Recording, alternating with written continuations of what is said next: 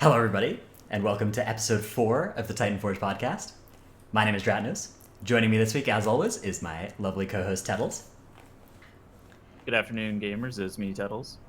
And this week we are also joined by special guest, MDI champion, rogue extraordinaire, YoDa. Hello. Welcome. Congratulations on your victory.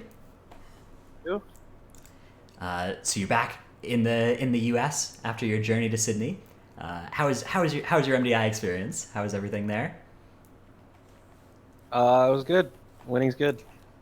Okay, can't argue with that. Also, Trell is not going to be joining us this week. He has some stuff he has to take care of IRL, but he should be back next week. Anyways, let's talk a little bit about YoDa. Get a bit of your backstory, before we go further into this week's show. So obviously you did win the MDI, but before then, you were a Heroes of the Storm pro. How was that experience? And that game, since it has lost like esports funding, how was that experience for you, having that happen when you were a pro? The opposite of wonderful. Okay. It was. It was.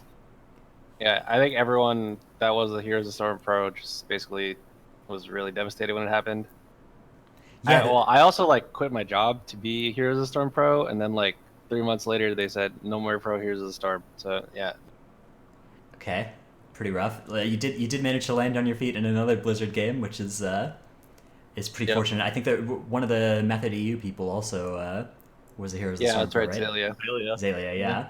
So that's I guess a good game to have come from. Okay, so that was the game you were doing right before you came over to WoW. Before then, you were a Heroes of New Earth player? I've played a lot of games. There's Heroes of New Earth, Magic the Gathering, and League of Legends for a bit too. All the MOBAs, a little bit of the competitive card game angle, yeah.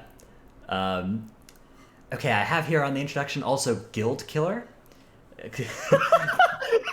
Okay, that's just a meme. So, I basically joined my friend's guild from Final Fantasy XIV, and it was called Dramatic. And then the year after I raided with them, the guild disbanded. So they called me the Guild Killer.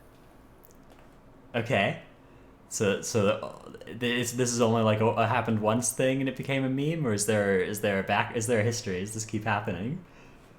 I suppose before that, I was in a guild called Addiction, and well, I left before that. They couldn't even kill a heroic Gahoon in the first week, normal raid hours. So I was like, no, I got Pro Heroes of the Storm to play. I'm leaving. And then they disbanded 2 bosses in. So yeah, I guess that one too.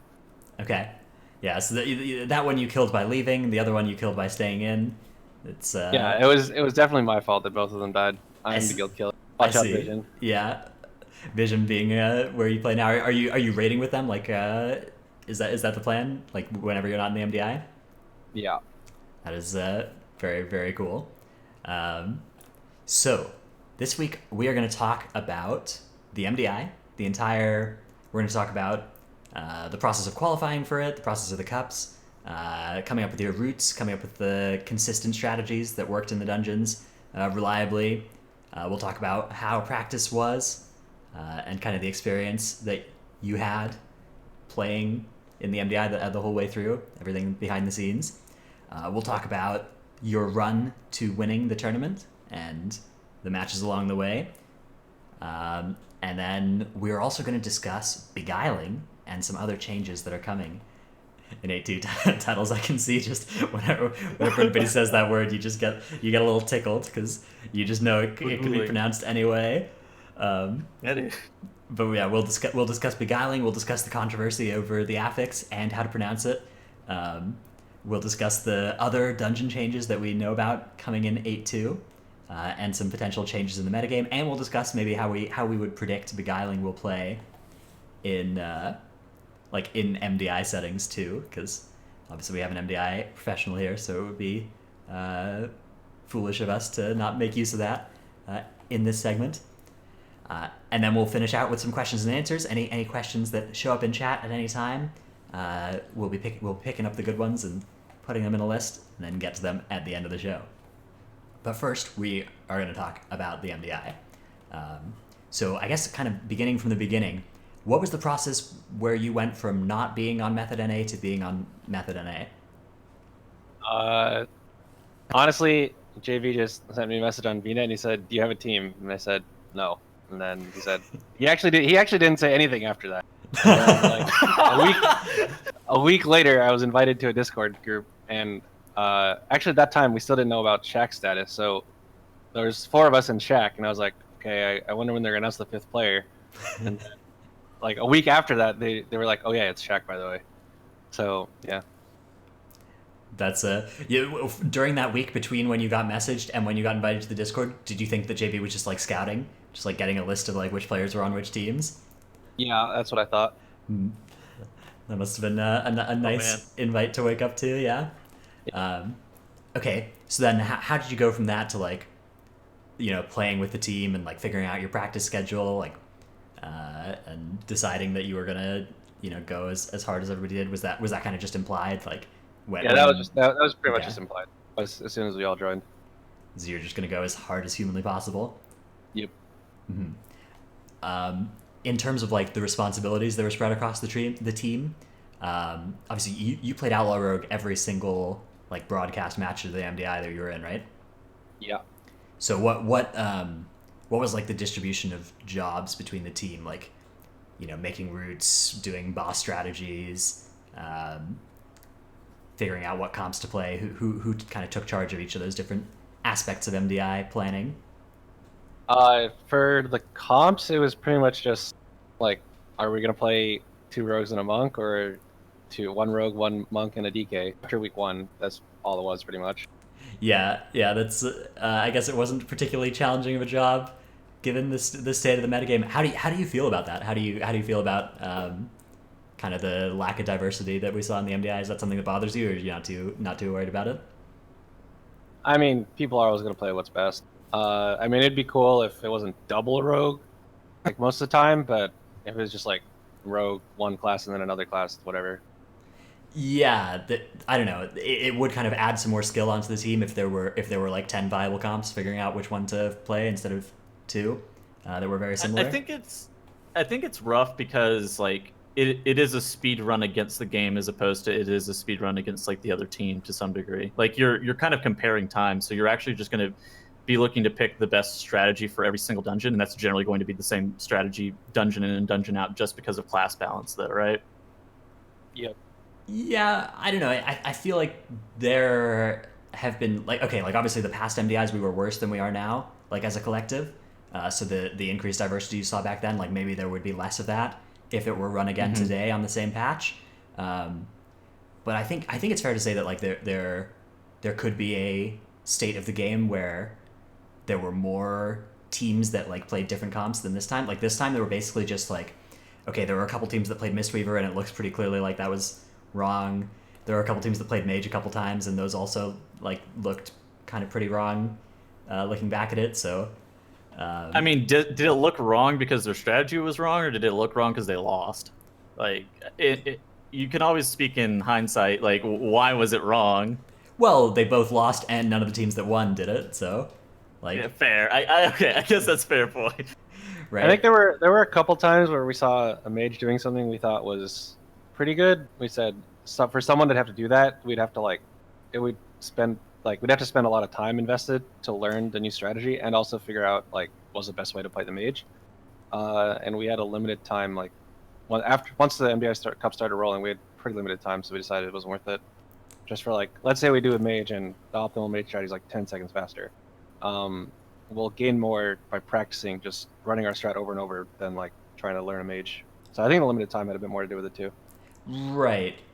But also if there were more like balance between the specs, then you'd see every team making the same decision, right, based on their comp, right? So like the team that was already the mage comp or the like warlock comp would be playing it in places where other teams were playing other stuff for the exact same reason, right?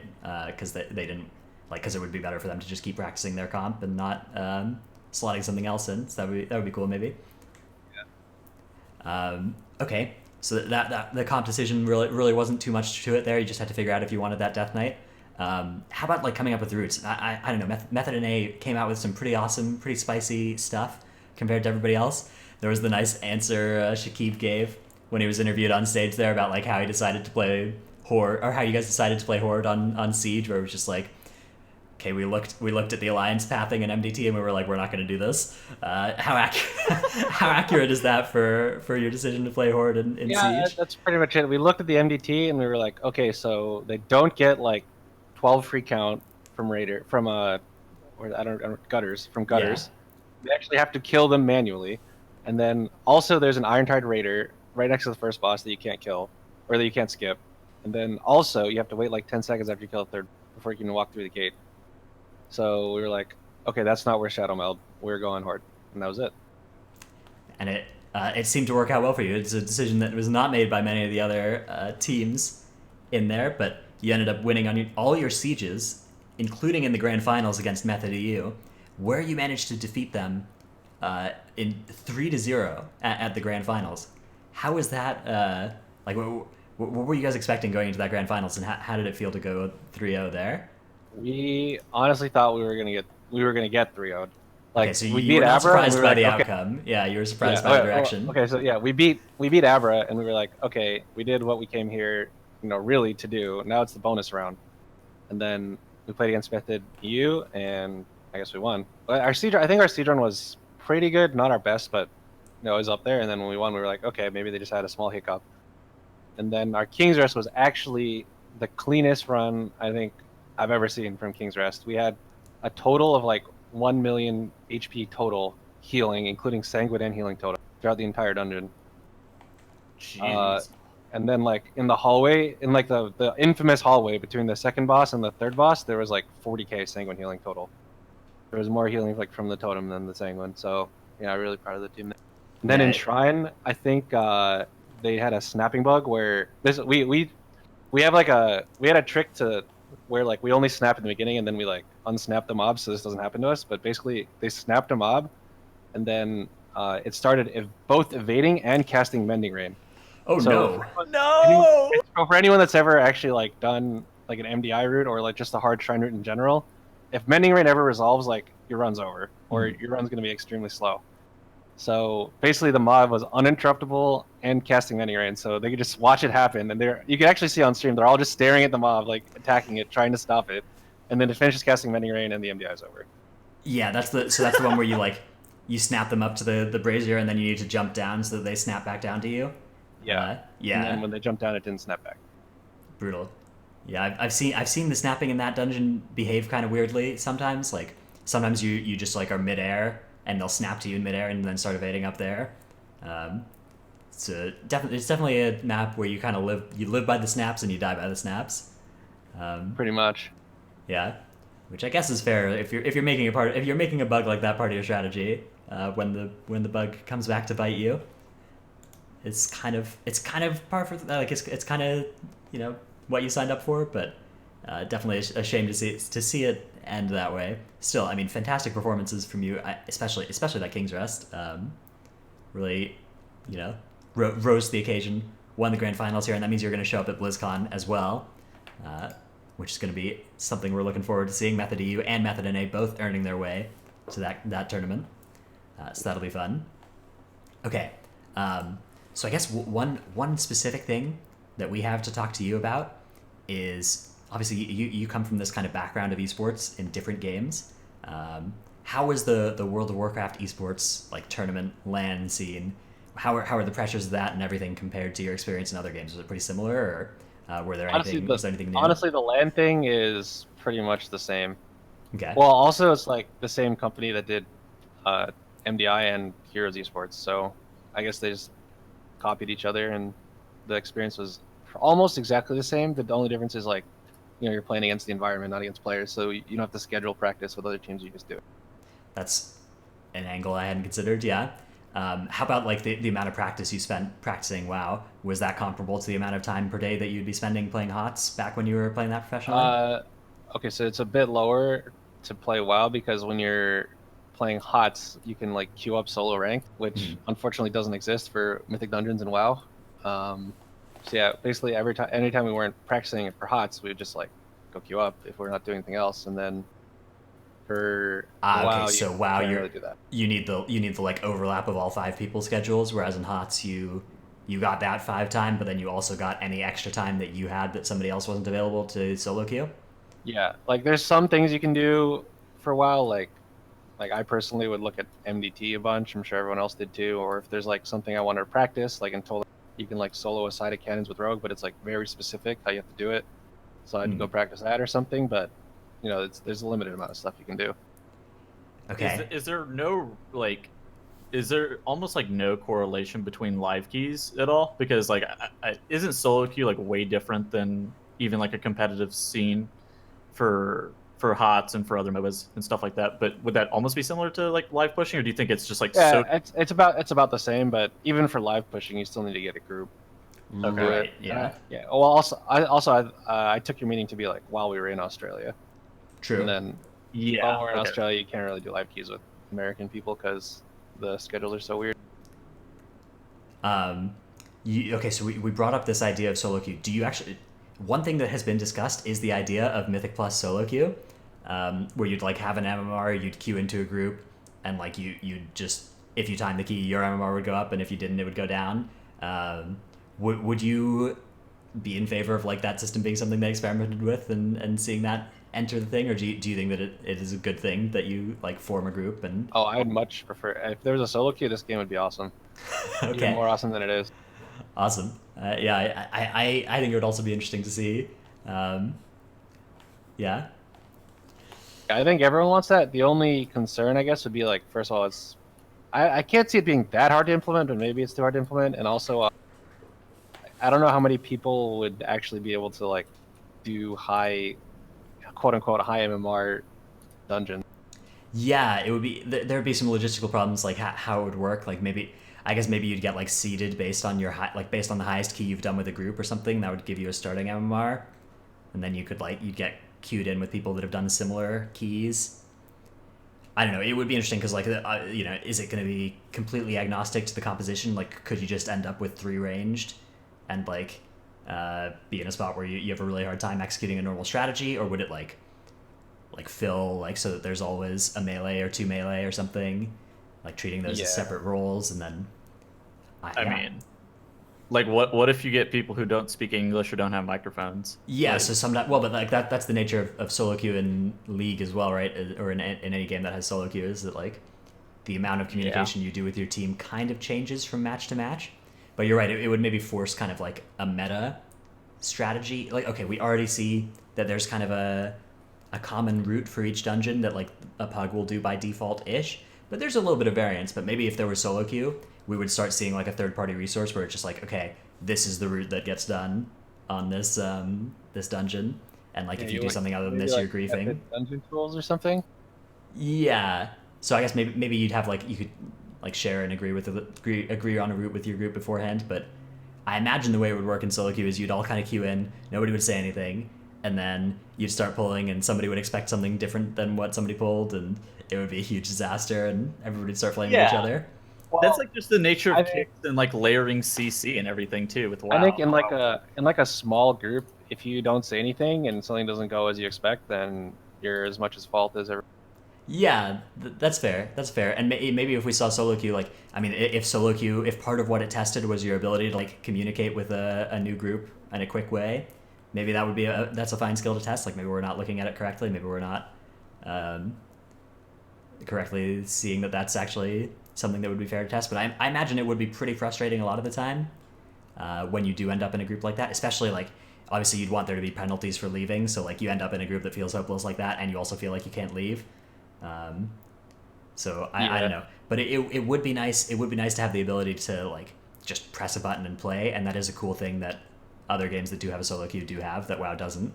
Like WoW, there have been a lot of times in this game where I've been like, man, I'd love to do a key, but I don't want to like build a group, or I can't build a group right now. You know, I don't have all my people online. I only want to do one key, so I don't want to like spend 20 minutes whispering everybody for just one thing.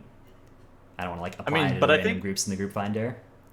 Yeah, I think a big draw of WoW though is just like the community aspect of it and like playing with your friends and everything else too. And I think solo queue kind of like just takes that out of it. That's true, and you know there was a similar time in WoW's history where you like they basically added a solo queue for dungeons, like heroic dungeons, and many people think that was a mistake. Looking back at it, like adding the dungeon finder, so maybe we would feel the same way if they added it for Mythic Plus. We'd be like, okay, this killed the community or whatever. So, Dude, yeah, let me sit in queue for a tank for like 5 hours. Yeah, yeah, and then my queue pops and I get in the group and the tank isn't a prot warrior, so everybody leaves. It's a blood DK or a guardian druid or something. Yeah, which next patch those will be people won't be instant leaving those groups, but I feel like that would be a risk you'd run. Like you'd maybe run that risk if there were a solo queue right now. So it's an interesting idea. But there are definitely some worrying things about it. Okay, let's move on to discussing Beguiling, or Beguiling, as our friend Moves has pronounced it famously. The new upcoming affix in 8.2, which we have learned more about since last episode we speculated a little bit about this, and basically all the things we hoped the affix would be aren't yet in the game. Unlucky. So hopefully those will soon be in, and the PTR is not final just yet. So basically, the way Beguiling works, let me provide a summary of the affix in case anybody has not been keeping up with how it works. Every dungeon is full of different emissaries that change positions week to week. So they'll be in different packs in different weeks in a similar way to how Infested worked. There's 3 different types of emissaries. There's an Enchanted Emissary, the arcane one, that makes nearby enemies, or like other nearby enemy mobs, reflect for 200% damage when you deal damage to them. And the only way to interact with this is to knock it, like when you deal damage directly to this thing, it gets knocked back. So you pull a pack that has one of these in it, you have to target the Enchanted Emissary and make it get knocked back, and then you can kill the pack next to it. The Enchanted Emissaries last for 30 seconds, and then they teleport away. You don't actually have to kill them. The other 2 emissaries you do have to kill, and they have about 50% more health than an average mob in a pull. One of them is the Void Touched Emissary. This one has True Sight, so you can't really skip past it with Shroud, and is also not CCable, as the Enchanted Emissary is also not CCable. The Void Touched Emissary does an 8-second cast that nukes everybody for 50% of their health, and then doubles the damage on the next cast. So the first one doesn't kill everybody, the second one doesn't kill everybody, assuming you have like a little bit of verse or something, and then the third one does kill everybody unless you have a big defensive. So the strategy with this thing is, if you're going to pull it, you either have to line the casts, starting with probably the second, but maybe the third, or you have to nuke it down before those casts get off. And sometimes this can be in a position where it's hard to line of sight, so there are some spots in a dungeon where this emissary can be really problematic, and that's something we'll have to look into and see exactly how everybody decides to deal with it. And then there's the Tide Emissary. The Tide Emissary gives nearby allies a crowd control immunity aura, but they themselves can be crowd controlled. So the strategy, it looks like with these things, is going to be you'll CC them and then you'll pull the other stuff away and kill it outside of that bubble range. And then presumably you'll, like, if we're talking about MDI play, presumably then you'll shadow meld off the emissary itself at some point later. So that is an interesting play pattern that we'll have to see if it makes it to live. And again, I hope it sees some changes before that happens. But as it stands on PTR right now, that's how it works. So we have some examples here, some MDTs of exactly what emissary patterns look like in dungeons. Like you can see that there's a Motherlode route here. And we see about, 1, 2, 3, 4, 5, 6, 7, 8 total emissaries in the space between the starting point of Motherlode and the first boss. So most routes where you didn't have a skip, you'd be pulling at least 4 of these. And most routes in Motherlode right now would end up hitting all 8 of these, or at least 7 of these 8, with the strategies that pull everything before the first boss. So that's a lot of emissaries to deal with. And one problem with this affix is that there's not really a reason to kill the emissaries. If you can avoid it, you'd want to skip as many of these as possible. So one worry that I have is that it's going to degenerate to a strategy of skipping all the emissaries that you can, and then when you do end up having to fight one because you can't skip it for whatever reason, it's going to just feel bad. I don't know if that's a worry you guys share. YoDa, what was your kind of first impression of this affix from what you've seen? I don't know what it's going to do for live keys, but I'm really glad we can play Alliance on Tourney Realm because that's a shadow meld. We're just going to shadow meld every single thing we can. Stop, dude. Tuttles, what's your perspective here? Yeah. Dude. So overall, I think the enchanted one, which is like it gives like that arcane dome, is like fine. It's kind of interesting because it has like a threat table too, so you can like taunt the mob out if you really want to. So that's definitely something that's interesting. The tides, you end up dealing with it similar to how you end up dealing with infested in previous seasons, where you'll just like either try to pull the two tides mobs together, or you end up having to CC the tides mob, pull the pack back, and then you have to end up dealing with the tides mob by itself because of course it makes all of the mobs CC immune and have protected casts. And in Battle for Azeroth, there's just a bajillion casts that have to be kicked on cooldown, so that's the thing. And then of course Void. So I think Void is challenging to balance in like a multitude of ways. Either it's going to have too much health and be impossible to kill because it's doing too much damage to you, or it's going to have too little health and feel kind of like a joke, similar to how bursting ends up feeling. Where bursting is either, oh, we're gonna ram through a 20 stack and have no repercussions, or it's like, oh my god, I'm dying to a 5 stack. Hold on, wait a second, I'm dying.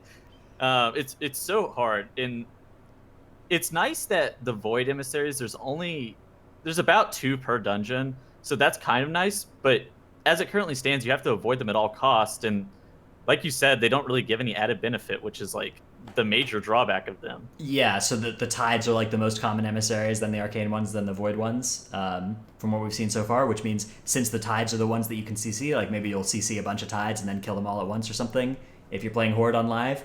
But yeah, obviously the shadow melding stuff, I imagine in MDI, if this affix makes it to live, the teams that win MDI cups are going to be the ones that have figured out how to skip all of the emissaries in each dungeon. All right, question that I want to field: should Shadow Meld actually drop combat? I think it's okay that it drops combat from certain mobs, but like other mobs, it shouldn't drop combat from. Like Reaping. So basically, mobs have True Sight. Yeah, like if a mob has True Sight, then Vanish and stuff shouldn't work against it. I'd go further than that. I'd say any mini boss, but I guess most mini bosses have True Sight. Yeah. Yeah, like you that. could just give them True Sight, the ones that it became a problem with, that they didn't drop combat. Yeah, I think I agree. I think Shadow Meld's pretty rough. One other problem that Shadow Meld has is it really compounds this problem of like class diversity. If you think it's a problem, which I do think is a little bit of a problem. Like. Oh yeah, we were really worried about Divine Field, like the best prot pally, Right. basically, that anyone knows about, and then we were like, oh, they can't Shadow Meld. Nice. Yeah, exactly. Nice. Yeah. Yeah, you can't like the only dungeon where you could play it would be like Siege, where you're playing Horde anyway. So it's definitely it's tough that it locks out like a bunch of different cool stuff that you could be doing with other classes. Locking out the other races I don't see as too much of a problem, like missing out on the other racials, because they're all pretty low impact with the exception of maybe Shadow or Stoneform on certain affixes, which is very valuable. So yeah. I agree. I think that a nerf to Shadow Meld is warranted and would make the game a little better, especially at the MDI level. They like gutted Arcane Torrent because they saw the blanket silence is just too strong, and then it's like, wait, what the hell? Shadow Meld is actually just equally stupid. Just people didn't play it last expansion. Yeah, it's like nobody plays it on live, obviously, but it's so good on the. It's because everybody's Horde. Right. Yeah. I mean, like you'd have to go Alliance to do it, and Alliance teams are making good use of it. The ones that do exist, but most teams are Horde. Yeah. Yeah. Okay. So, let's talk a little bit. I guess one, like if we had to give some suggestions for Beguiling, assuming it's still here being developed. I guess my big suggestion would be to give us an incentive to kill these mobs, or even giving us a penalty if we don't kill them. Like if you don't want to give us a power level buff, giving us a penalty if we don't kill them is a way of doing this too. Like if you make it so that like you need to kill half of the emissaries in the dungeon, otherwise the last boss has like an emissary next to it that doesn't go away until you do that or whatever. That kind of thing would be at least enough to make us not feel bad about killing these emissary packs. But as it stands right now, if it makes it to live, it is just going to be a skip, like, meta. And that's the one frustrating thing with that is going to be that like the less coordinated your group is, the more of a pug your group is, the more of these annoying emissaries you're going to have to deal with. Whereas the high level teams are going to be the ones executing all these skips, and it's going to be kind of a rich get richer type situation.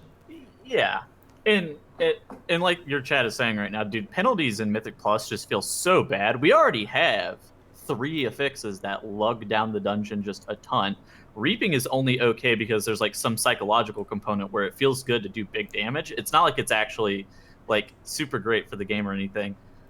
I'm more concerned about like pugs in Mythic Plus than I am like hyper coordinated groups, because Exactly, yeah. groups that we run in aren't going to have like too terribly many issues with accidentally pulling the wrong mob. We actually know not to pull the Void Enchanted Emissary, get away from that fucking mob. But like a group that Ian Hazakosis pulls the whole entire instance 1 pack at a time and does it the way that the dungeon is intended to, is going to see major issues, and it's going to be really challenging even to get just like your weekly 10 done. You think? I feel like if you're doing a 10 and you're pulling 1 pack at a time, this will make some of the packs like fun and interesting in a way that they weren't before. Like it's like, oh, this pack has this emissary in it. That's cool.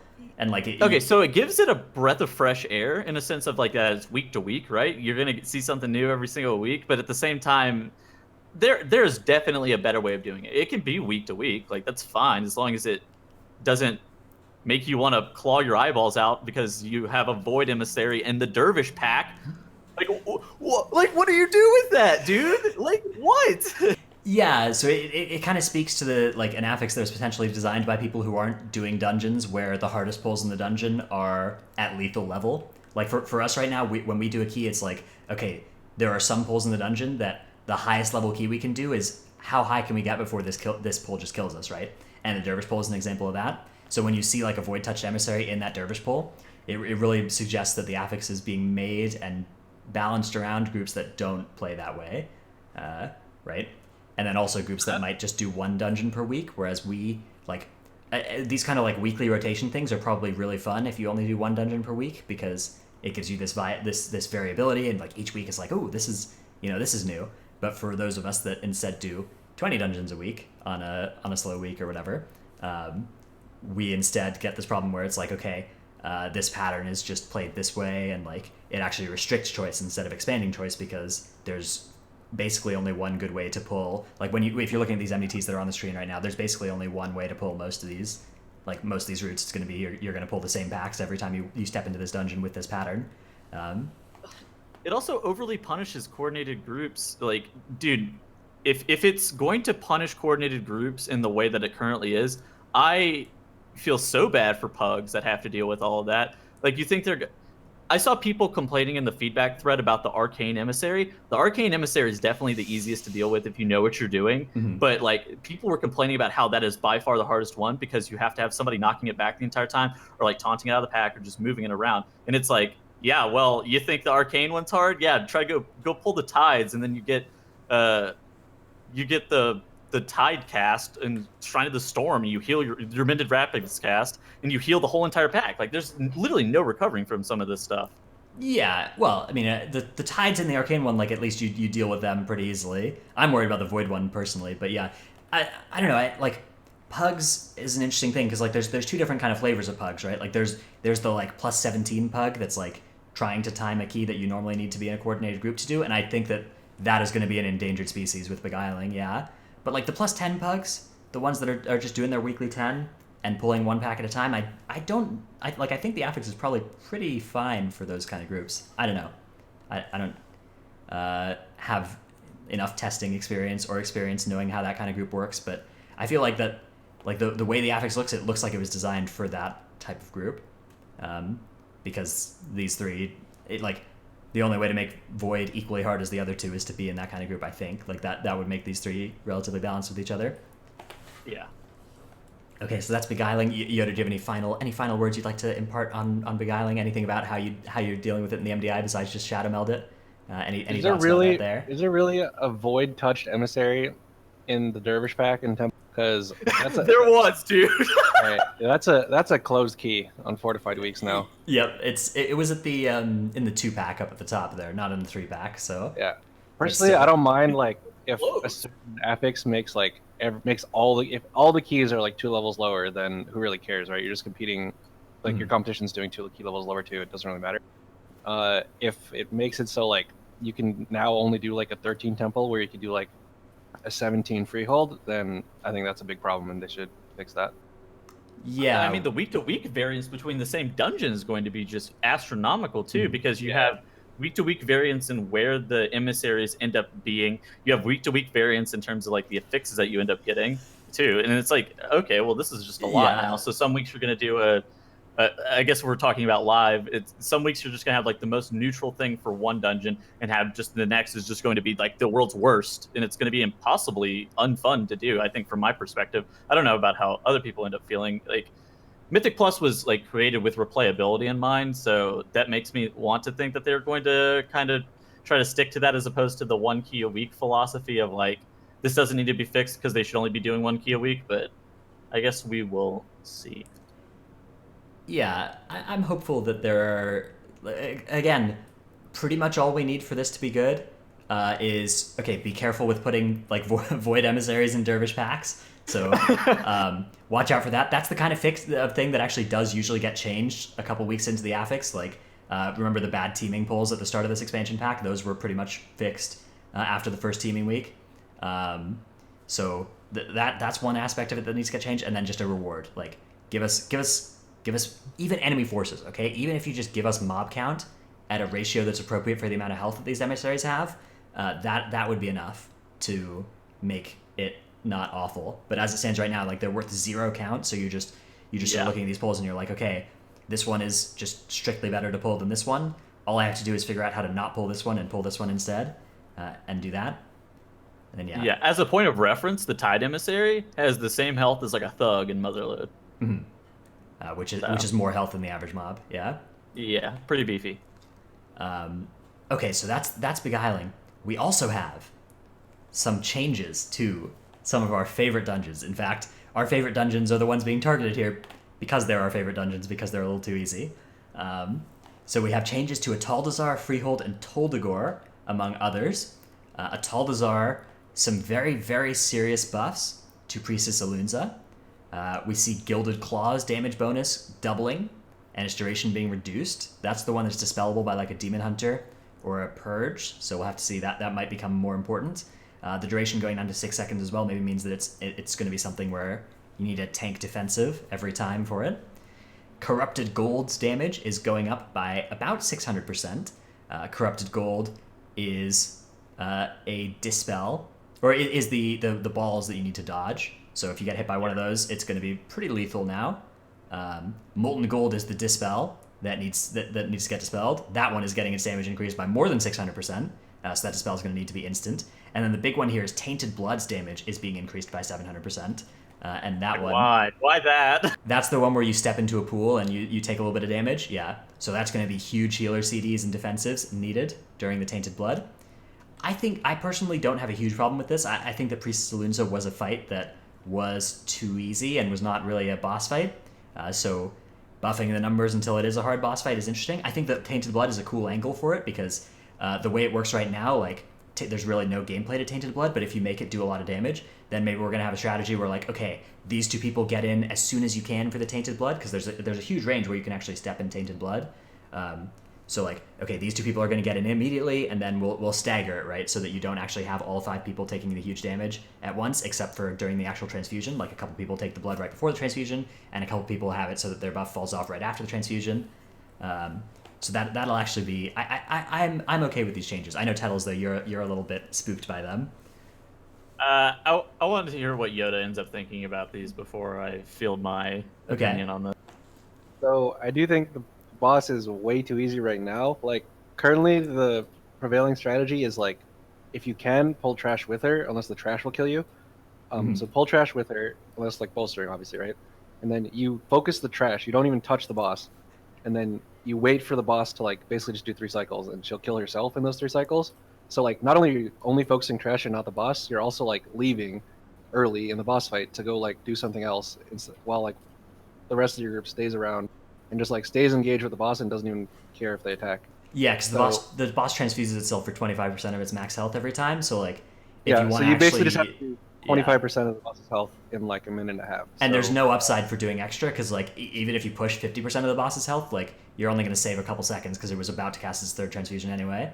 yeah. So that said, I think the direction I would have gone is to nerf that instead of nerf like the damage he does, because now you're still gonna like not care about your damage to the boss because that like timer still hasn't changed at all. You're just gonna like probably not pull trash with her because the trash will kill you. So actually, you're just gonna be standing around like not dying instead of like caring about how much damage. Yeah, I mean, all this is avoidable damage except for the tainted blood increase. So like maybe you can just have like if you have this rogue group or whatever, like you can just cloak the tainted bloods after the transfusion, like take it right before the transfusion, have a big defensive rolling during the transfusion, then cloak right after. That molten gold isn't avoidable either, but it's instantly dispellable, dispellable, right? That's right. Yeah. So it like the gilded claws and the molten gold just need to be quick on dispels in a way that they don't right now on live. Yeah, you probably can't pull reaping with her, but reaping is going away at the same time this patch is coming in. I think so that doesn't Yeah. matter, I guess. Yeah.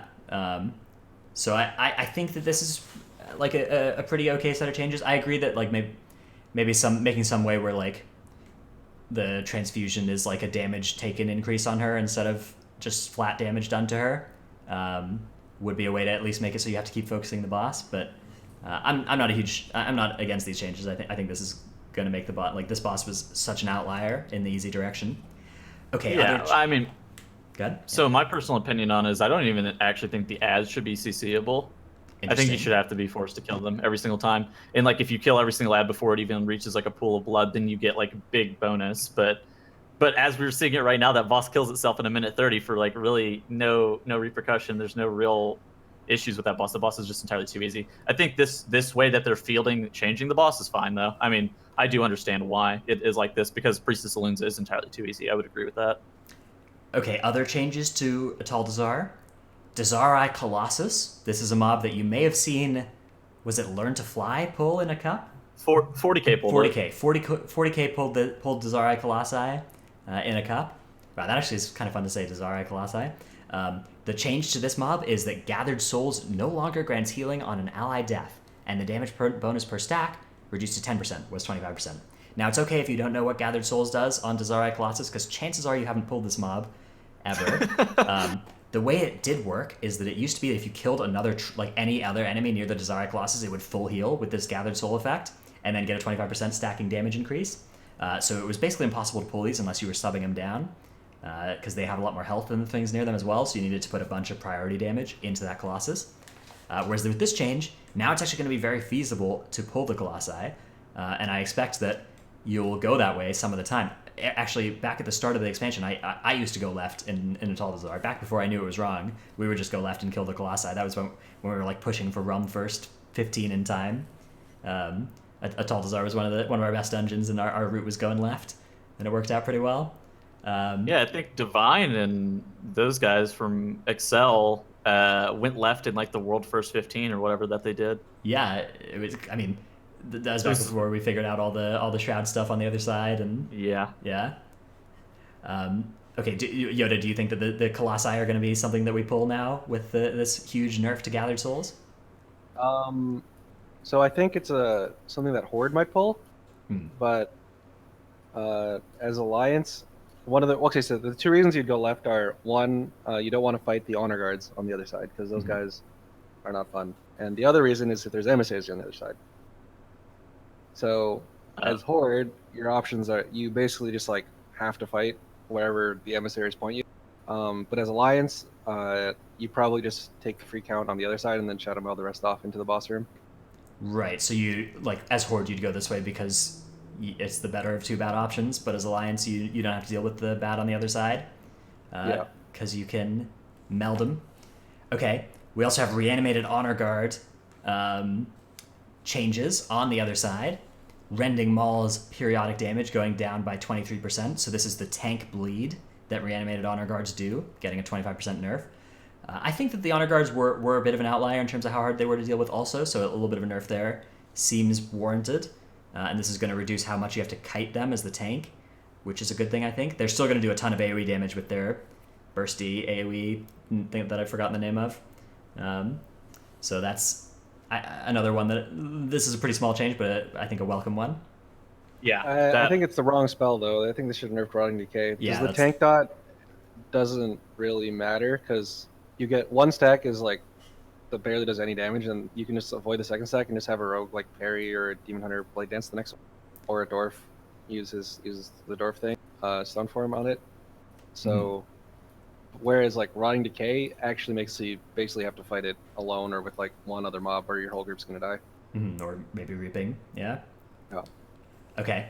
Yeah, I think you're right. Although I think keeping Rotting Decay hard is, you're right. No, having it make it like anything that makes it so you have to fight a mob by itself when it's not like mini boss sized is probably something worth looking into. Yeah. Yeah, and it's worth. I mean, like, that's- count, whereas everything else is worth 4. I mean, that's one of the reasons that mob isn't like the double honor guard packs. This is the reason that's part of the reason why those aren't doable. It's because they're just YoDa, if you're looking for some cool packs that have Void Touched Emissaries in them, that double honor guard pack before Volcall has been spotted with a Void Touched Emissary in it. So. Well, You know, What? You can catch me on the Alliance side next patch then. yep, King's Honor I friend. was gonna King's be- Honor friend. I'm going to be running to the back of the boss room and pressing Shadow Meld. I told us ours. Good luck, my horde friends. Yeah. Victory or death. We might be choosing death on that one. So that's rough. All right. Those are the Ataldazar changes. We do also have a change to Freehold. The timer has been reduced to 33 minutes, which was previously 36 minutes. I think this is a fair change. Freehold was quite a bit easier than other dungeons to time on a lot of weeks. So this is a fair change, but the fact that they didn't nerf Crag in his shot and Eudora with her shot is actually just a crown. I don't know. I mean, like, Dude. those are only problems in like very high tyrannical keys. Like it's kind of okay for them to not balance too much around us at the high end, right? And like we can deal with them. Like you just line the shots and you do that kind of stuff. Like I think that's kind of fun when you have to do that for these abilities. I think it's kind of like I think it's okay if at level 23 plus or whatever there are some one shots that are just not fair, that are that way on Eudora or whatever. Like I think Spit Gold is a little different than these things. I think that ability is kind of egregious, but I did not mind Freehold all that much, being this kind of being as hard as it was on high keys. Okay. But I think you have a fair point as well. I don't think I'm necessarily speak for everybody here. I mean, they're dropping it 3 minutes. 3 minutes is like a ton of time. I would have expected them to compensate in some way with those bosses that are, I don't know, just the Azurite Powder Shot is just in general too strong. I think even if it's not one shotting you, like if your group isn't baiting that Parrot Guano in the right spot, you can just get comboed really easily too. So it's rough for even like uncoordinated groups too, right? Yeah, the parrot poop baiting is something that you actually if you're like a melee who usually doesn't bear much of the brunt of that, like you really don't see the work that goes into it. But like I having seen like the way that healers play to bait that thing and how much actual thought process there is going into it is actually a really interesting mechanic that's pretty awesome to see done well. And yeah, when you then go into a pug where nobody's actually playing around it and you just get pooped in melee, it's rough. YoDa, do you know how to bait the positioning of the parrot on Crag? Yeah. You just Can you look at the explain bird. it? Okay. No, not the guano. The where it's going. Oh, that's random. It's not random, The charge. but I don't know. Yeah, the charge. I don't know Yeah, exactly. I've seen groups be able to like do the exact same movement and have it charge the exact same way every time, but I don't know how it works. The first charge is random. Oh, okay. The following charges are not random. Following charges are where it was, and then, well, it is kind of random because it decides how long it's going to stay in the air before it lands the charge. But after it charges, it'll like go in the air and then move clockwise, and then it'll just charge like when it decides it's time to charge. I think one thing you can do to offset it. Actually, no, never mind. There's nothing you can do to offset it. It just randomly decides it's going to. Sometimes, it usually just charges twice. Sometimes it charges one time or 3 times, and that. Yeah, like the changes amount of poops basically between a charge. Yeah. Yeah, Mhm. that'll put it off cycle, but you can't interact with the bird, so anything you do to Crag won't change its cycle. So I don't think there's anything you can do about that. Okay. What do you think about these 3 minutes off Freehold here? I think that's fine. Yeah, that's fine. Like Freehold was a bit too easy. I think we're all in agreement on that. I would have liked to see, as far as Kaikam and Crag goes, I would have liked to see like a range increase on his shot and a damage decrease, because Yeah. right now how easy the fight is like how many range do you have in your party, because every range player adds another player that can bait poop, and also another player that is basically effectively immune to the boss's only damaging skill. Yeah, and the way that poop works is it like wherever the bird is, it'll poop on the closest player when it decides it's time to poop, right? So that's how you set up the baits, and the ranged players have an easy time like dipping around and making sure that gets baited in a spot where they're then not standing. Whereas if it gets baited into melee, you have to also move the boss, which is a lot more annoying to facilitate. But you can always line of sight the Azurite Powder Shot. I don't know what you guys are on about. That's part of the reason that baiting poops into melee is so bad, is because there are a couple spots in the room where you can stand and then you can like hide behind some pillars to not be targetable by the Azurite Powder Shot. So you'll see some groups doing this, particularly like in like 26 tyrannical settings or whatever, where it's just like a one shot where you like if you get hit by that Azurite Powder Shot, like your character gets deleted and your computer explodes. It does that much damage. So you'll see players like lining behind the pillar there, and so then it becomes really important to bait the poop well, because you have very limited space in the room near melee where there can be poop that you won't just have it all be over if it gets taken away. So I don't know, interesting fight. I agree, YoDa, that like a range increase and a damage decrease, it would actually mean that you wouldn't have to play in those spots as well, right? Because the reason you play on the edges of the room so much is because also that you need to play on the edge of the room so that the range can stand far enough away to be out of range. So if that was no longer a factor either, you'd maybe actually see the boss being moved around, which is pretty cool. Would be nice to see. So I agree. Okay, we also have King's Rest changes. One change actually. The Golden Serpent Spit Gold, Bane of Groups, is being reduced by 25% in damage. Very welcome change. 25%. A number I'm happy to see. It could have been more, but 25% is enough for me. That Spit Gold, like that thing ticks so hard compared to every other ability in the game. It's nice to see that number go down. How do you heal that on a non like Resto Druid healer? Like honestly, I thought monks actually had it easiest. Mistweaver is the best of that, right? How do you heal that on any priest or paladin healer? I mean, just do low keys like you meant to do when you chose that class. Oh my god. You're dropping fucking shade. Oh no. Oh. And Shaman, sorry, I forgot about that one. I forgot that was even a healer. Hold on. Yeah, so did Blizzard. Okay. Ouch, though. I mean, memes aside, like I think, those two classes can deal with it, and the other classes, I mean, they just can't deal with it, so they're limited to lower keys and King's Rest. I don't know if that's a good thing. Yeah. Mm-hmm. Yeah. I don't know. One of the cool things about like the non-meta healers is like seeing the ways that they can figure out to heal these kind of abilities that seem unhealable. Like there's such a cool feeling when you kill a boss like Golden Serpent with a non-meta healer in your group, and they've like come up with a strat to make that work. So that is one of the nice things about the meta being the way it is right now. But yeah, then you just do it with a Resto Druid, and like you're beating that boss even though it's healed. Even though an animated gold has reached the boss and given it the shield and the damage increase, you've beaten the boss. That's actually happened to me I've done that now on 24 fortified and 21 tyrannical. I've now beaten Golden Serpent with the gold reaching it. So what? Yeah, look. Fuck. One might think that given that's happened to me twice, I'm the problem and I'm really bad at killing golds or something. So maybe I shouldn't have admitted that, but yeah. Yeah, it's only happened to me one time, and Dratnos was in the party. So Exactly. Yeah. we have identified. It's I might be the problem here. I might be. Maybe I'm not supposed to be engineering belting those things right at the boss. We'll have to see. Maybe that's not the strat. So yeah, that's okay. So, quick question: do you think that there should be like 3 or 4 more nerfs to King's Rest? Yeah.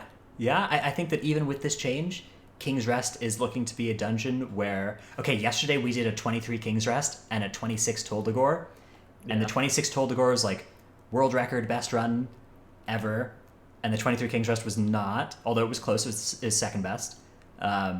But the 23 King's Rest, 3 levels lower than that Toldagor, was like 4 times harder qualitatively. I feel like it's a goddamn crime that the Shadow of Zul does as much damage as it does. The Cool of the Butcher Severing Axe, it casts entirely too frequently, personally. I think that's what the issue is actually with that. I don't think it's that the dot is like necessarily that bad. I think it's just that it casts too much. We played 3 Outlaw Rogues, and then, so we parried 3 of those Severing Axes. Let me tell you, that was a good feeling. That I was, hate you all. and then you got the Berserkers in the hallway that like probably should get their health nerfed by like 25%, and that seems like that would almost be. Yeah. Yeah, I'd like to see the Berserker dot not stackable. Like it just refreshes it instead of making it 2 when it hits you again. Yeah, or make it something where like, okay, increase the cast time and make it not recast if it gets stunned on its cast. Like they've done that treatment with a couple of abilities now, and I think that would be a fair one to hit that way. Why is Dazar a 6-minute fight?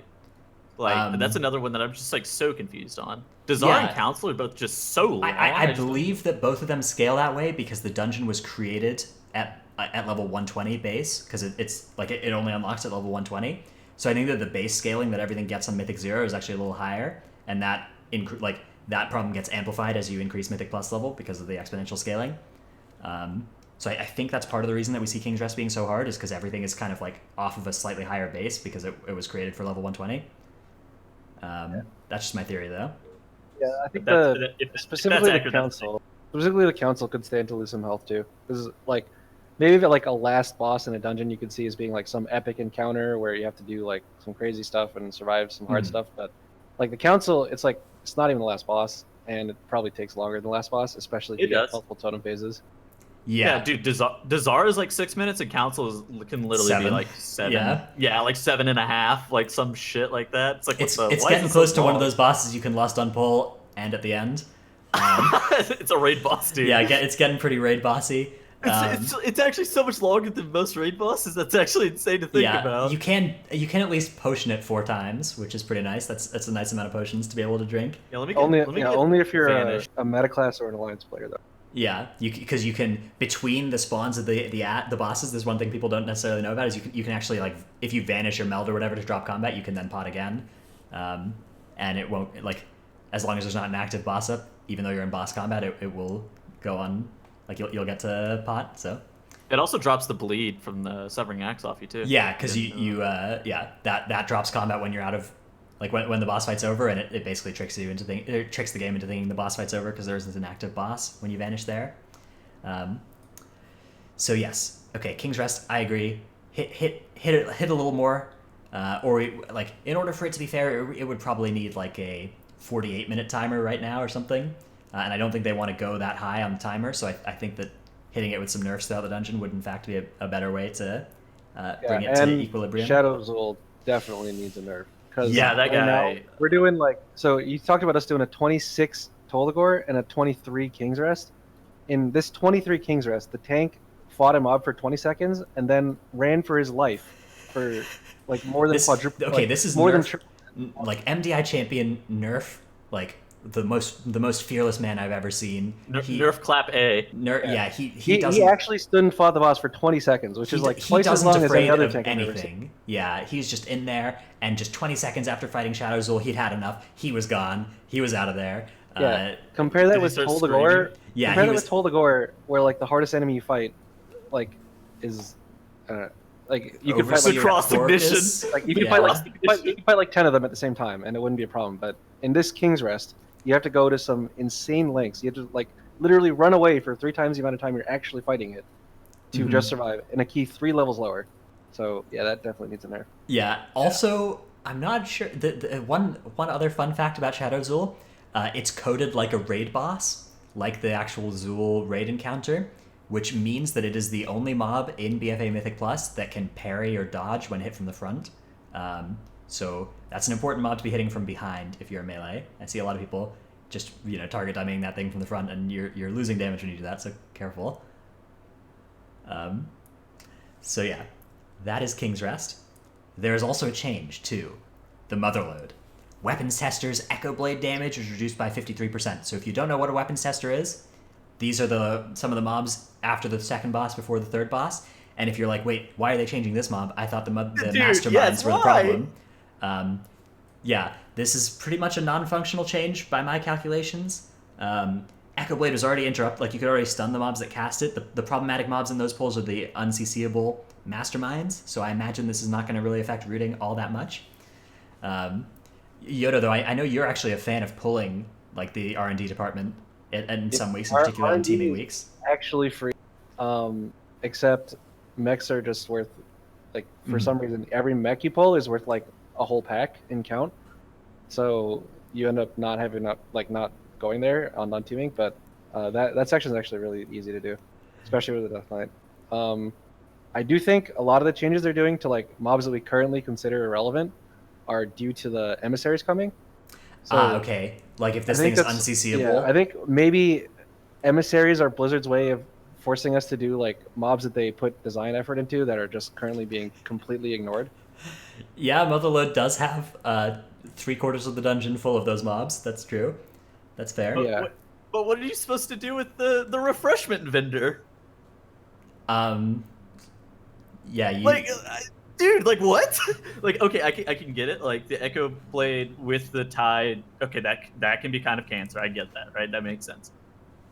But, like, a refreshment vendor with the Tide seems reasonable though. Like, Well, I don't understand. Well, no. My point is they want you to skip that pack now and then get the rest of the count in the R&D. Exactly, because we've been pulling refreshment vendors for 6 months now, so they want us to be like, oh, and friendship ended with refreshment vendor. Now weapons tester is my best friend. Yeah, because like if you don't have the dev resources, to like actually fix the mobs and maybe change a number by like 1 decimal or something, then the next answer is to force players to fight different mobs. Right. To force players to fight them. I mean, it's basically like designing a whole new dungeon, right? If we have to fight a new pack like that we've never fought before. Right now, fully half of Motherload is simply not being used. So now they're making us use it. This could be on their like on the BlizzCon pitch, like new dungeon, second half of Motherload. Do we want to talk about how they're rebalancing count? Do we just want to hop into that right now? Yeah, Are they sure. doing that? Yes. So there are count changes. They're not all documented yet, but enemy forces are being readjusted throughout dungeons, with the stated goal of putting some emphasis back on killing mini bosses, particularly in dungeons like Shrine. So in dungeons like Shrine, you're going to see a smaller amount of percent coming from enemies like Abyssal Eels, and the goal is going to be, okay, now you're going to actually pull Windspeaker Heldis or whatever, because it's just worth enough count to make that worth. But we don't actually have a full list of all these changes, so we can't make any... Do you know how much specifically Windspeaker's worth? I do. The only one that I know for sure is that Eels are going from like 19% for all of them down to 14%. I think those Void Lashers aren't even worth count anymore or something stupid like that. Interesting. I didn't know about that one, yeah. It's something weird. They're changing the count on those Void Lashers too. But I don't have the mini boss numbers themselves available. I don't know. Part of the problem with the mini bosses as well was that Reaping was like double dipped them, worth being a problem. Like each extra health they had, like any enemy that had a bad ratio of health to enemy forces, with Reaping active, that would kind of, you'd get an extra 50% of that as a problem because you'd end up having to kill the ghost as well. So Reaping going away is probably going to be a good thing for killing these mini bosses too. Also, if mini boss packs don't have emissaries in them and the other packs do, that'll also be a point towards killing mini bosses. So I think that Blizzard probably isn't too happy when we're skipping Windspeaker Heldis, Runecarver Sorn, Guardian Elemental, and all of the Ritualists as well. They're bumping up the trash count on the Ataldazar middle pack. They're changing it from like 10% to 15%. So now that's a pullable pack too. Someone actually pulled that pack in the MDI. Yeah. I mean, the pack is not bad. I don't think the pack is bad as is. You just avoid it because it's kind of obnoxious. We pulled it in our MDI time trial route, which was the first week or whatever. Yeah, we had a Death Knight in our run in Ataldazar, which we later learned was wrong, and could have probably figured out was wrong. And we ended up pulling that middle pack. We didn't snap anything though in that whole dungeon, and we were very bad, and we lost by a lot. So it was pulled in the spring final too, like by Method EU. Yeah, Method EU, they snapped all of that, right? Yeah, they snapped the big boys onto the ledge too. That was sick. It was awesome to watch. Yeah. So that like a little bit of rebalancing around the mob count. I think it's fair. Like if if there were just like a live change every month that was done by algorithm and not by like a human, that was just like gave more count to the packs that aren't being pulled and took some away from the packs that everybody's pulling, I think that would be okay. I don't know. That'd be awesome, actually. Yeah. Like that. And it seems like as long as this change is something that is being done like that, like in that direction, we are, and it's not like making hard packs worth less and easy packs worth more. I think that'd be good. I think that's good. Yeah. I think well, one thing I don't like is the emphasis on mini bosses. So, like I think in World of Warcraft, fighting one enemy, no matter what it is, in the dungeon is going to be how do I say this? So if the mini bosses are harder, you basically have to fight them alone. You can't fight them like with other trash. Whereas like so you only have to think about the mini boss's abilities. And if the mini boss is just getting harder, it's not getting more abilities. That's less things to think about in a pack, right? Let's say you're fighting 5 mobs. 2 of them are attendants, 2 spiritualists, and 1 Templar, right? So the Templar's got 2 abilities. One of it you have to kick or purge, and then 1 you can spell steal. The spiritualists basically only have 1 skill. The other one's just like a thing you have to avoid. But it's a heal you have to kick. And then the attendants are like puzzles of their own, right? You can like delay their casts by disrupting wash away. You have to kick water bolt or your tank dies. So like that's 5 mobs doing like different things that every person has a job for in a pull. Mhm. Whereas if you fight a mini boss, like okay, a kick rotation, great, and then also she can do AoE damage. Like that's not. I'd say doing that box is a lot less complex than pulling like a 5-pack of mobs. Yeah, I agree. Like the pulls after as well, where you just like, I don't know, you have like whirling slams to stop and everything. Like, it's one of the nice parts about being able to pull as many mobs as you want is you will pull them until everybody is fully saturated on like stuff they can stop. Mm-hmm. But with mini bosses, if there's just like a numbers check that says, okay, you can't pull more than a couple things with this, then you're not gonna reach that saturation of like jobs to do, and that means that it's gonna be a little more boring. Yeah. Is there any mini boss that we like deliberately pull at this point in the game because it's like efficient for count, or do we pretty much avoid all of them? Because I'm trying to think. Because of course we have like Ludwig. Yeah, and we I was have, gonna Shadow say Ghoul and Ludwig, but actually we skipped that when it was bugged and we were and then allowed like to. Matron Brendel and Waycrest Manor we pull because we have to pull Soulbound Goliath. But then you got the Matron that's downstairs too. That one gets that skipped nobody's usually. ever pulled. And like, Sometimes people pull it. Yeah, I remember there was a team Method that EU, pulled it, Method yeah. EU actually pulled that Mhm. in their I mean, first. dude, I don't know Waycrest why run, you right? ever pull that. So it's still like I think they were gonna spell reflect the The decaying damage touch, yeah. increase onto it, and then just kill it like very quickly. But even then, it still wasn't worth it. If that mob was worth like a few more count, it'd be worth it though. Yeah, okay, that's fair. that's the thing is I think you have to give them count. Like right now, the mini bosses have count that's actually like they have a bad ratio of health to count, and I think they probably need a good ratio of health to count because you have to So if single you target consider them. actually there is a mini boss we fight on purpose a lot, and it's the Spark Channeler and Temple of Sithralis, the one at the end of the bridge. Oh Okay. yeah, that guy gets 5% or whatever. That guy gets. Yeah, insane. you can technically shroud him, and a lot of some teams actually decide to do it in the MDI. But if you look at his count, he's worth 11 count, whereas mobs with the same health throughout the dungeon are worth 6 count. Mhm. So you do choose to fight him a lot. Although yeah, I- you're right. most of the time, in that fact. definitely is one. I have heard rumors that the reason you guys choose to fight him instead of skip him is that there have been some mishaps when you do try to skip him. Can you comment on those accusations? No comment available at this time. Okay, that's fair. Something distract. Something lightning bolt. Mhm. All right. Yeah, so that's the mob count changes. Now we do have one final change to a dungeon that is worth discussing, and that is to everybody's favorite dungeon, Tol Dagor. In Tol Dagor, the heavy cannons, everybody's favorite thing ever since they were buffed. They somehow it lasted the whole season.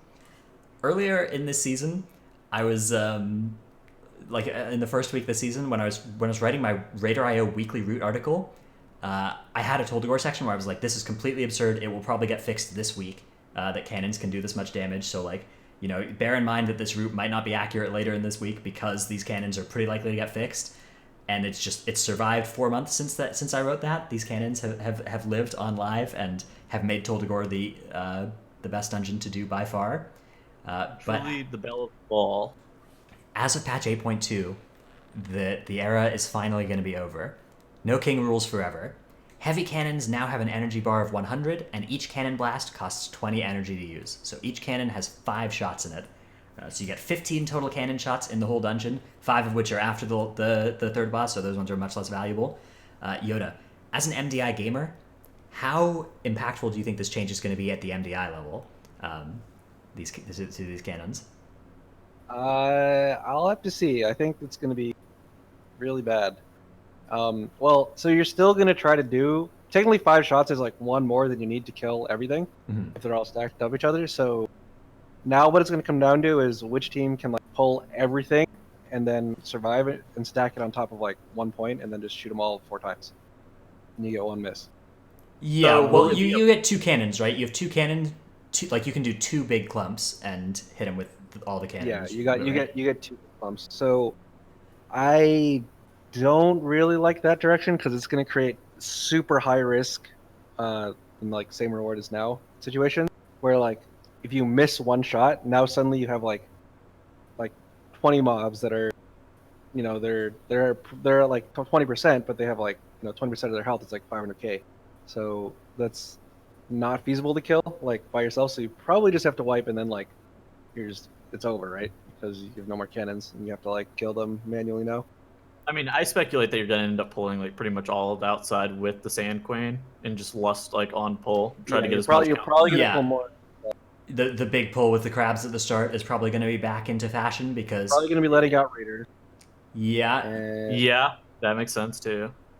And then You're you just probably not skip fighting everything your- up top. you're probably still not fighting in the brig. no, the Okay, brig so- is awful.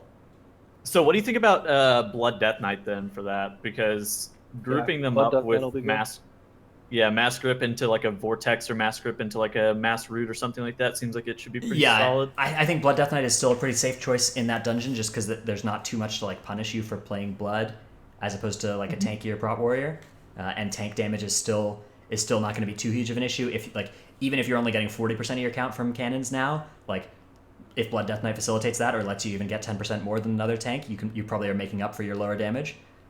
So it definitely might be a Blood Death Knight dungeon. Because of that mass grip, insane power level against this change. But yeah, that's at the MDI level. Now at a lower key level, I think what this means is you'll probably only kill like 2 packs with each cannon, if we're being realistic here, and then probably just Half a pack. yeah. Like I think it's gonna come down to like you'll probably kill the whole like outside, but you won't pull anything from inside. Yeah, I guess it'll depend on how coordinated your group is. Like, but in the less coordinated groups, I imagine that the cannons are just gonna like in groups right now that are taking 25 cannon shots or 30 cannon shots to kill stuff. They probably maybe some of them will try to pull more and group more stuff, but I imagine that will end in disaster pretty often.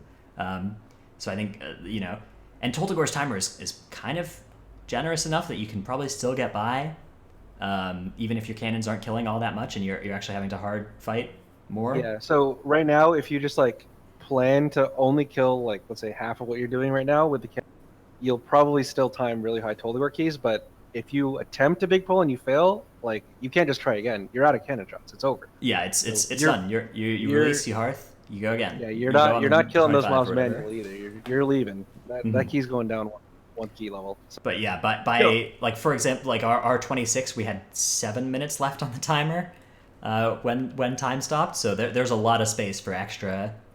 I think time to be using added the here. cannon is going to be more of a group activity too. Like everyone's going to have a role in grouping the mobs, whereas like now you can send like 1 or 2 players to the other side and kill basically solo a whole side or solo or do a whole side. Yeah, so because real right now question- you do the whole 2-team thing. Yeah. Yeah. Like, why the hell does Tricks work on those cannons? Yeah, I feel like that should have been nerfed before they nerfed That's them. some real bullshit. That is even like an interaction in the game. Not only Like, does it not only does it work, it also like doesn't start the like Trix has 2 timers, right? Yeah, so Yeah. when you 30 activate seconds. tricks, you Until get a you do 30-second buff that says, "Hey, next time I attack, I'll have 6 seconds of Tricks of the Trade active." And the way it works in the cannons is you never actually are attacking, so you just get to, for 30 seconds, redirect threat to your tank instead of just for 6 seconds. And then once you're done with that, you can just recast Tricks, so it doesn't even have like a 30-second downtime like Tricks normally does. Yeah, it's absurd. That's definitely something that I would have expected to see fixed, but I imagine it's probably not as easy as just just fix it, forehead. Like, Just fix it. Yeah, there probably is more behind the scenes going on than just that. I mean, it's something to do with Tricks, not necessarily something to do with the cannon. I think too, right? Yeah, absolutely. So that's the full set of 8.2 changes that we know about so far, or at least that I know about so far. I'm sure there are more, and I'm sure there will be more. And the count specific changes at some point in the future, we'll have like a full list of what count is changing, and that's going to be very interesting to look through, and is probably going to affect a lot of routes. So stay tuned for that. Be ready to be pulling stuff differently next season than what we're doing right now. I guess that kind of concludes our section here on 8.2 dungeon changes. I guess I'm seeing a lot of moves in a good direction, but with Beguiling in particular, I'm really hopeful that just a couple more changes get made. That would be something I'd really love to see. I'd really love to not have no reason to kill these things and be forced to reroll Alliance to shadow meld everything. Let's move on to our question and answer section, though, and we can, I guess, kind of just talk a little bit about everything here. Tettles, have you acquired for us any questions from chat? Yeah, so the first one I got was in regards to Beguiling and how they would help give player benefit from actually killing some of the emissaries. So Johnny goes, do you think that Beguiling would work better if they had some benefit? An example, increase secondary stats or remove the stated debuff. YoDa, do you want to field this one? Yeah, I think it'd be really cool if all three of them did something different. Like, let's say you kill one and it gives you some amount of main stat. You kill another one and it resets lust. For instance, let's say the Void Touch one specifically, if you could lust the pack with it, and then it would reset lust, that'd be cool. That's a really good idea. Yeah. Maybe another one. Into a boss. Maybe another one could give you like stats, like Tolthagor, like for the rest of the dungeon, or maybe just for a little bit. Or I saw a suggestion. I think maybe I heard it. I don't remember. Like if killing one gives you a 3-minute buff, and then you have to kill another one to refresh the buff, that'd be pretty cool too. Yeah, so you have to like plan your route out so that you're killing an emissary every 3 minutes to keep it stacking up the whole time. I agree that would be pretty cool. Whoever had that idea was probably very smart and handsome. Then also, so a stat change, removing the cooldown of sated like we see with Bwansamdi, just a flat damage buff from killing them even would be good, I think. Dude, speaking of Bwansamdi, I'm so sad that they're removing that. Yeah. Oh, is he gone? Yeah. Yes, he's gone, dude. No, man. Yeah. That was like oh, we got a 27 King's Rest. Unlucky. At least we can Bob run. Yeah. At least we can complete it for a 26 key. No, no more. No more. Yeah. Now every time. Every time you're doing a key, you're just playing. It's like Russian roulette, and just one of those chambers is filled with a King's Rest, and it just could hit your group and just knock you back into the Stone Age of keys. Yeah. Bwansamdi going away is sad. Would be nice if they kept that mechanic going forward, and like Ajara showed up and was like, "Haha, you suck. Here's 20% damage if Talks you that shit." Yeah, like if it's like Ajara shows up and it's like, okay, if you like kneel before me, I'll give you 20% health and damage or whatever. That would be a nice way to keep it going. Yeah.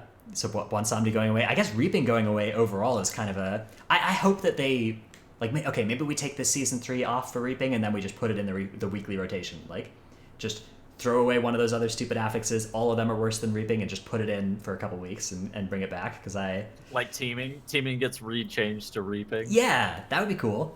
Although I feel like they've done a lot of design into teaming, so they probably don't want to get rid of that because they've like made specifically teaming routes for every dungeon. Well, their design kind of sucks, so I'm not gonna lie. Yeah, I mean Reaping is amazing, so I'm already kind of mourning Reaping going away, and I hope to see it again someday soon. Okay, any other questions you saw, Tettles? Oh yeah, Caitlin Misha said, I stick to my guns that they're making dungeons too tedious to be considered fun.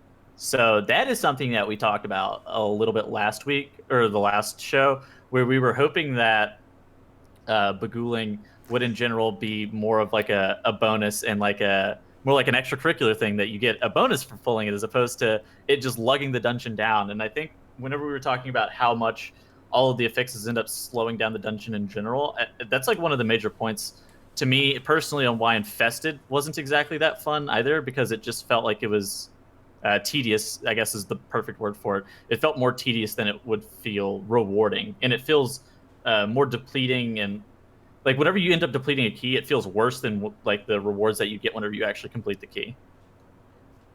Yeah, so we're looking for more kind of like mini-game fun affixes, and that was what we were hoping that Beguiling would fall into. Yeah, summoning the not marks, and you have to touch marks with your friends or something stupid even. Mm-hmm. I think that there's definitely a worry about keys becoming a little too tedious, especially for us that play dungeons so much per week, because like you have kind of like a limited amount of like brain power that you're willing to commit to, or like that before you get exhausted from like doing like hard exhausting pulls, and an affix that makes pulls hard and exhausting is probably pretty fun for your first dungeon of each week, but quickly falls off. Like, bullstring weeks or whatever, you're just kind of you kind of get pretty drained after even a couple hours of keys, and so we were hoping that this affix wouldn't fall that way, and maybe it still won't, but it looks like that might be the direction it ends up going. Yeah, YoDa, what do you think about like fun affixes versus tedious ones? I gotta say I stand more in I prefer fun affixes direction, but A bold stance. like I said, players, yeah, of course. Players are always gonna make it. Players are always gonna make it. Like players that are trying to optimize rather are always gonna try to make it so you can do, like, you have to hold on. How do I say this? It's more fun when the players can create the difficulty than if the difficulty is forced on you. Yes. So like, Yes! I'd rather like be able to pull like 2 packs or like 3 packs and then have to deal with the consequences myself and like, deal with all the disruption that comes with pulling 3 packs, than like having one thing there that just says, okay, deal with me before you pull anything else. Yeah, so this was a problem with Infested, where Infested was just like, you want to pull more than 1 pack? Too bad. One of these mobs is infested. Whereas with Reaping, instead, it was like, hey, you want to try pulling Reaping with this stuff?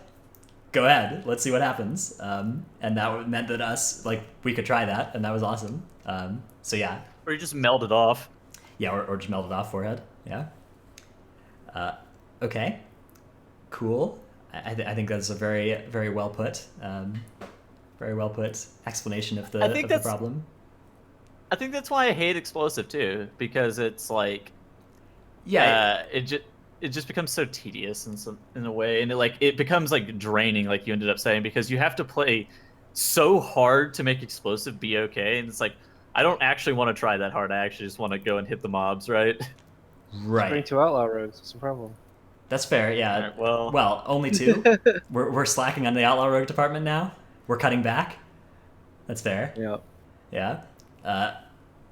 Okay. Tettles, any further questions you've identified for us? I did not see anything else. Okay, that's fair. We can, I guess, talk about any closing notes. Anybody? Was there anything that throughout the course of the show anybody's like had that thought that they wanted to talk about, but then I ended up going in a different direction, and so they ended up not being able to talk about it? Anybody have any of those thoughts that they'd like to circle back to now? I will take the silences. Probably in there.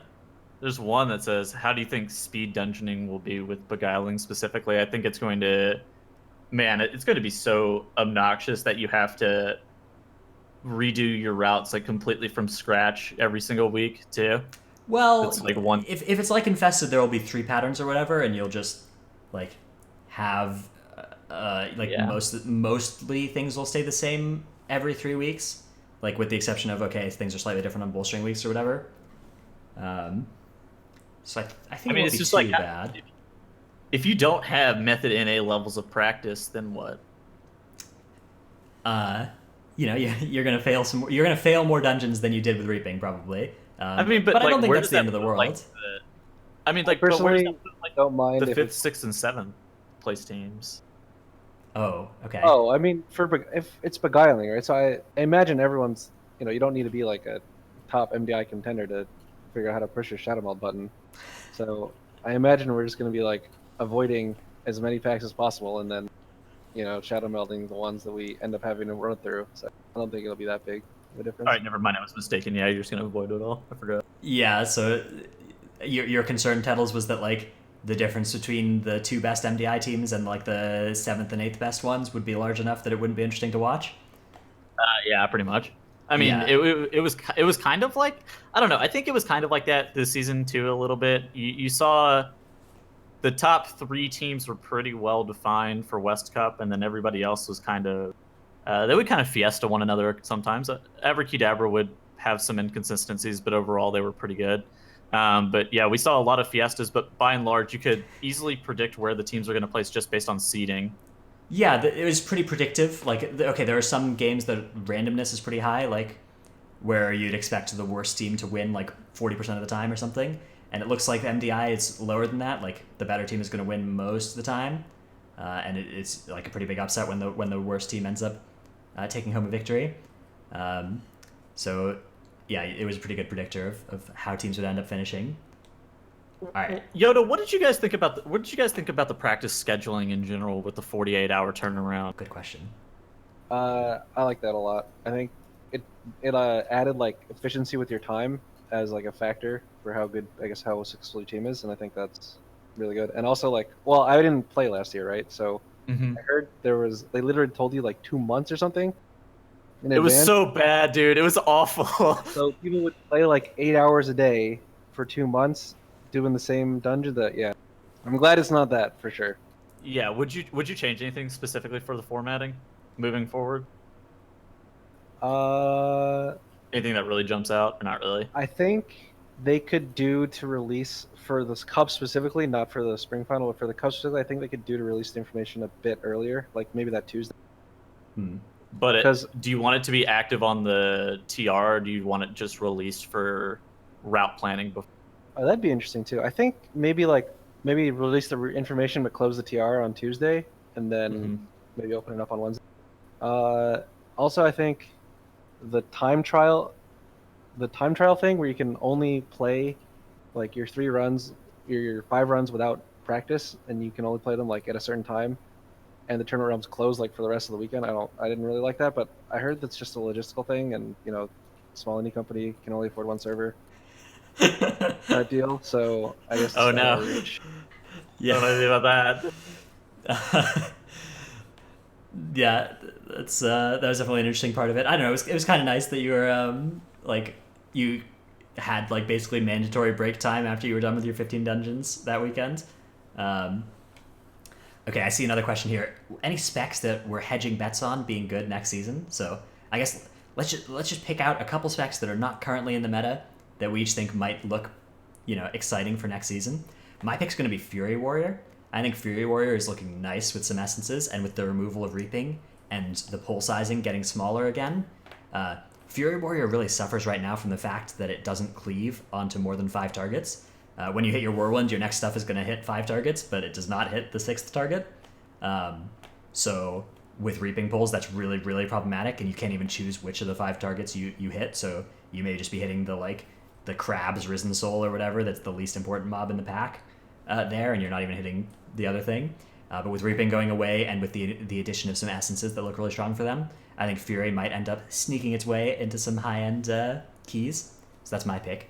YoDa, what any specs that you see that look particularly exciting for next patch? You stole my Fury Warrior, man. Yep, yeah, that's why I went first. I think we're all on that one, yeah.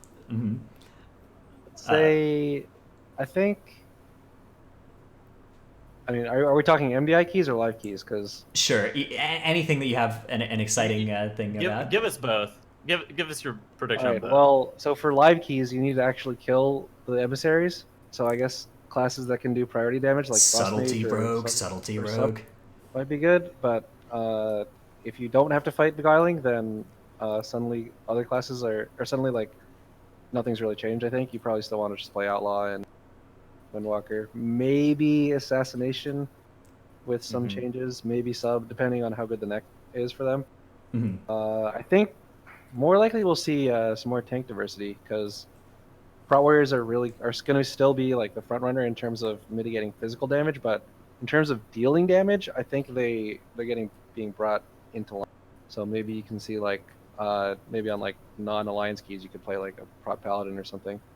Yeah, Prop Paladin is my guess for newest great tank, like the one that might challenge Prot Warrior for the throne also. Healing wise, it's still looking like a Resto Druid's world out there. Yeah, they would have to change that class. Yeah, Rescue Druid. God, we talked about this before. It's just how it heals. It's just how it heals. Yeah, so it scales stupid. really well with a small number of targets, and like it's tough because like if you nerf any spell of theirs, that's gonna make them not viable in raid, because they're already kind of not. They're not the best healer in raid at all right now. Like they're good, but they're a nerf away from not being good. So Yeah, it's tough. yeah. Tough out So I unironically think Brewmaster and Minkin will both actually be pretty decent. Just the level of mob control that they bring for live keys seems like that'll actually be really good.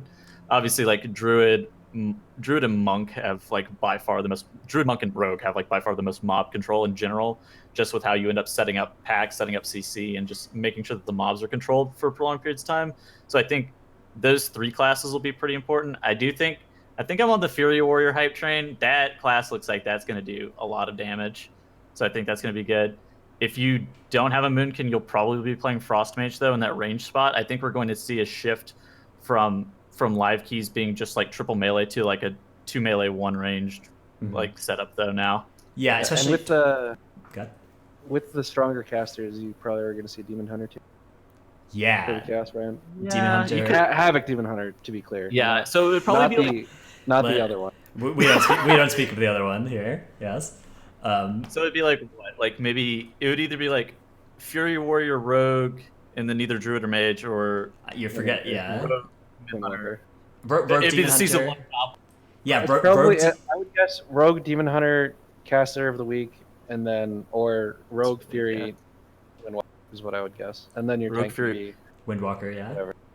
I mean, you could actually just run a Brewmaster Monk and then have a different. Yeah, or if you have a Brewmaster, then you could play something else for range, maybe a Hunter or something. Yes, you All can right, play Coltrell. Coltrell. Realistically, like range M plus players are such a endangered species that you probably just take whoever. What the hell? Why you gotta do it like that, dude? Wait a second. Well, there are players who play melee right now that would play ranged if range were better.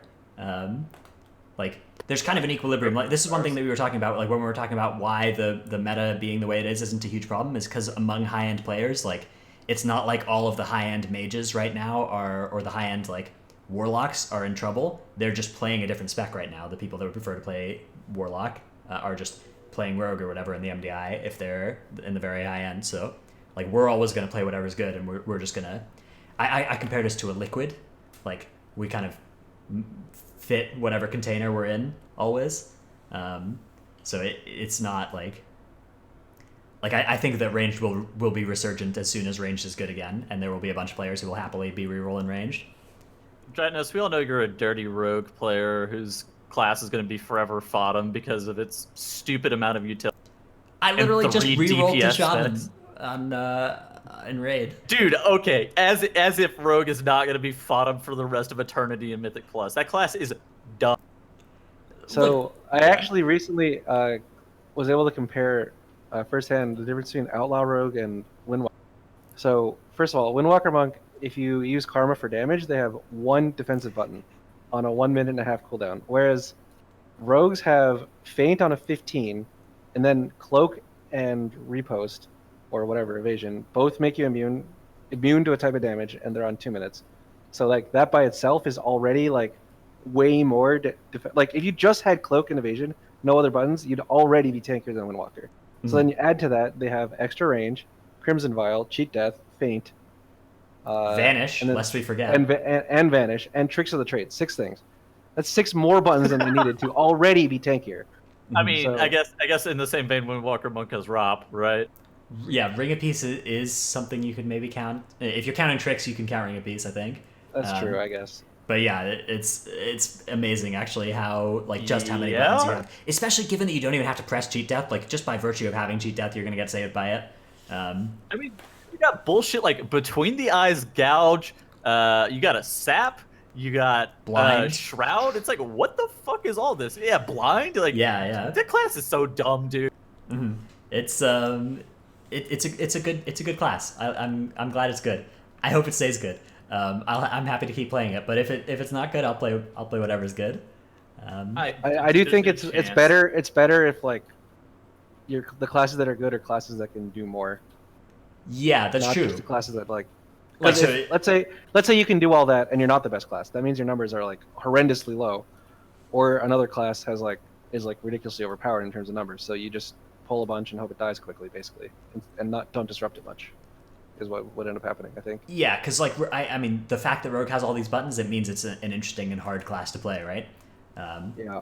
And they're like the fact that you have all these gouges and cloaks and reposts to hit throughout a dungeon.